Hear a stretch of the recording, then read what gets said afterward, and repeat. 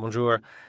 Dans la vidéo d'aujourd'hui, je vais vous montrer le déballage de la GoPro Mission 1 Pro.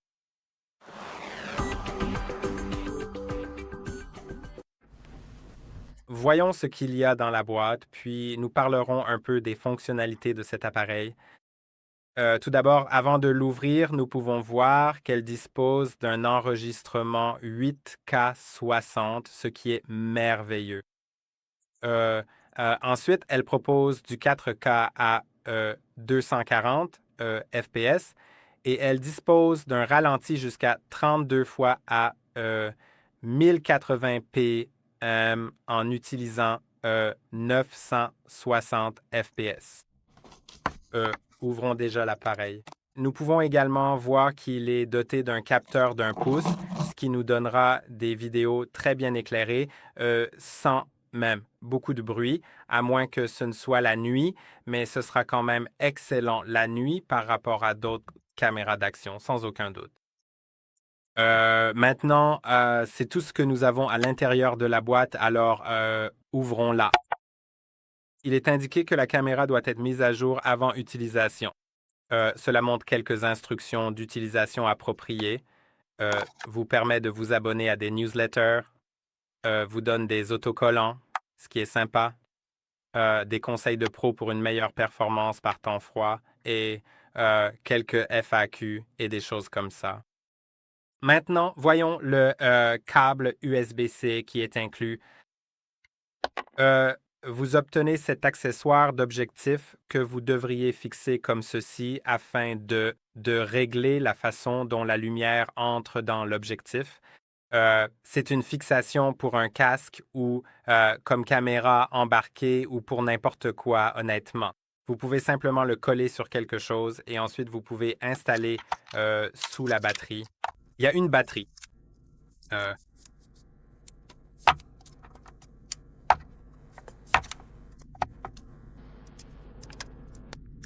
Voici la batterie elle-même qui est d'ailleurs... est-ce qu'il est indiqué quelle est la capacité de la batterie? Oui, elle fait 2150 mAh, donc c'est une assez bonne batterie. Maintenant, cette fixation peut être peut-être attachée à ce genre de truc avec l'autocollant. Et pour l'attacher, il suffit de le libérer ici pour qu'il puisse s'enclencher directement et vous pouvez le fermer. Et plus tard, je vous montrerai comment l'attacher ici avec cette vis. Mais d'abord, sortons la caméra d'ici. Et bien sûr, il est indiqué que la caméra doit être mise à jour avant que vous puissiez l'utiliser. Retirons cet autocollant pour voir l'écran. Il est assez grand, comme vous pouvez le voir. Donc, c'est super. L'objectif est aussi assez grand, bien sûr, et l'écran avant, pas vraiment. Retirons-le aussi de cet emballage ici. Maintenant, le voilà. Il a l'air plutôt sympa. Maintenant, si vous souhaitez le fixer à cet accessoire, vous pouvez simplement ouvrir ces parties rabattables et l'insérer. Je trouve que c'est super facile et pratique. Et ensuite, vous pouvez visser la vis ici, bien sûr. Mettez-le de côté un instant. Maintenant, voyons voir. Il y a une évacuation pour le micro, donc c'est important. Ce n'est pas une porte. Ensuite, il y a le compartiment pour la batterie, l'USB-C et la carte SD.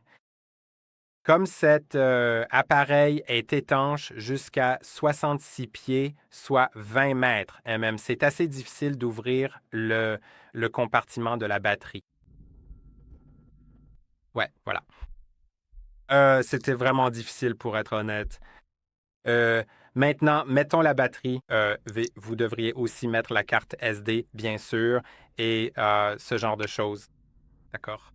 Allez, allez, mettons-la. Fermez-le.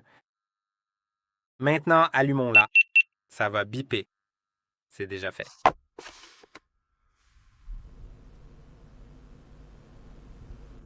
Et voilà. Vous pouvez voir. Je ne vais pas la configurer maintenant, mais ouais, voilà notre caméra. Maintenant, quelques détails supplémentaires à son sujet. Au fait, pour la fixation, si vous utilisez celle qui est fournie, assurez-vous de l'attacher de manière à ce que ces encoches, il y a deux encoches, celle du haut et celle du bas, soient bien en haut et en bas et non sur les côtés. Et une autre chose à propos de cette caméra, c'est que vous pouvez en fait retirer le cache de l'objectif, ce qui est aussi assez sympa. Ainsi, vous évitez que l'objectif de la caméra ne soit rayé car il peut se rayer avec le temps. Ensuite, vous pouvez le retirer comme ceci. Et puis, quand vous le souhaitez, vous pouvez en mettre un nouveau ou un différent. Peut-être qu'il en existe avec des filtres. Je ne suis pas sûr. Mais voilà. Et maintenant, ce sont aussi des aimants, ce qui est génial parce que vous pouvez l'attacher magnétiquement à quelque chose.